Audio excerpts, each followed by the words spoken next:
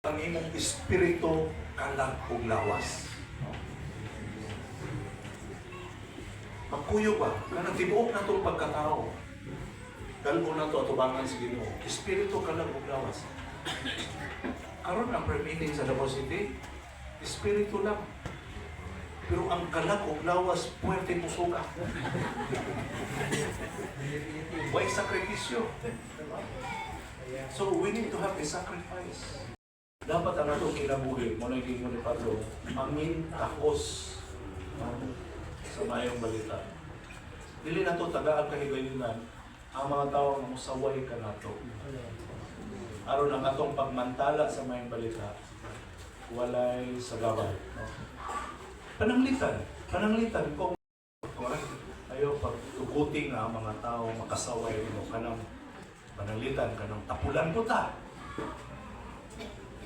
Tapunan ta dito sa atong balay.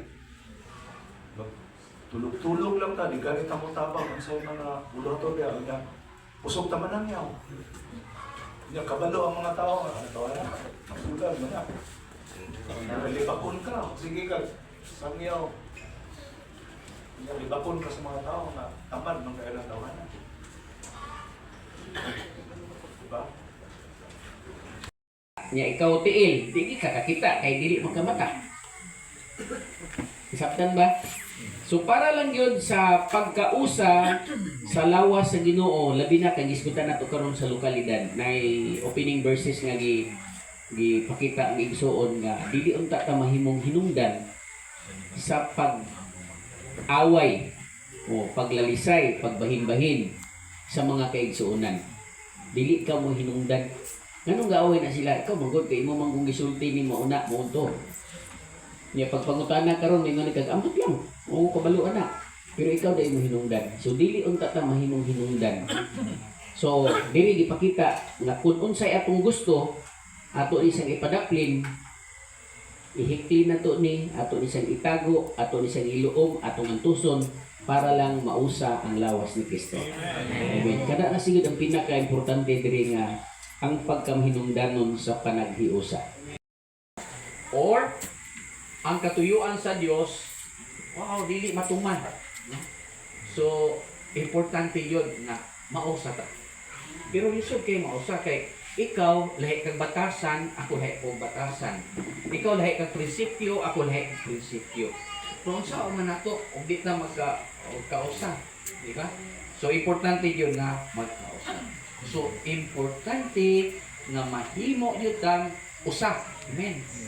Lisod ang mahimong isa kaysa daghang bungkagon.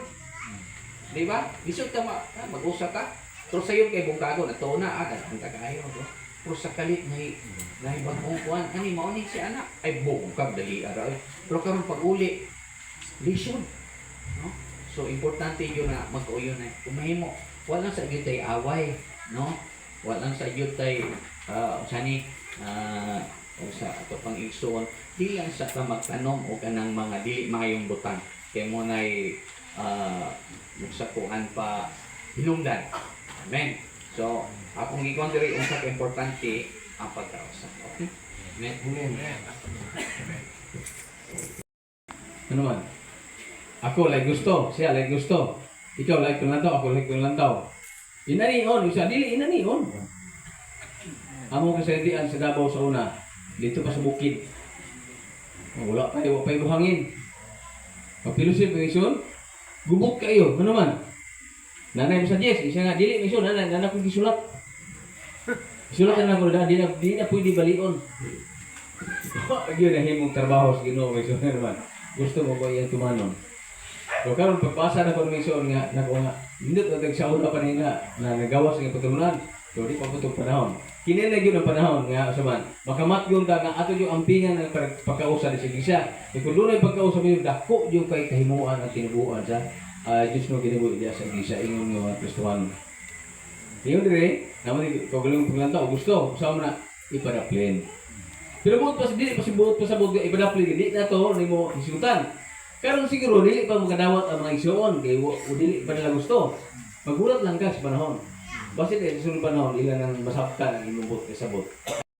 Paglingog sa Espiritu Santo, pagpikas-pikas sa tinapay o pagsangyaw sa maayong balita. Ang panaghiusa kinahanglanon alang sa kahimsog o pagtubo sa iglesia. Sa lagi sa mga pagpaamit sa tumansyon, naday sa iyo ng mga paagi. Ang lisod, buhaton, pero mahimong sayon kung kita mapuno sa Espiritu Santo.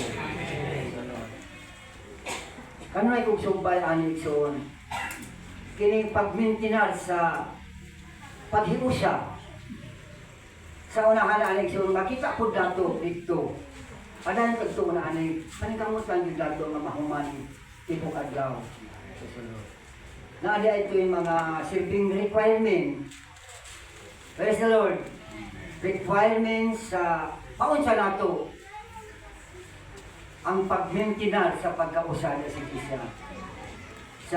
Salamat may isuong akong nakita, praise the Lord. Wala atong guide, praise the Lord. Mo ay silbing guide nato. Paunsa nato at pagmintinar sa paghiusada sa Iglesia. Dili dahil sa atong kaugalingong mga opinion o mga gusto. Ito Lord, gani dito kayon nga lisod ay ni kanang pagpadapin bitaw sa imong gusto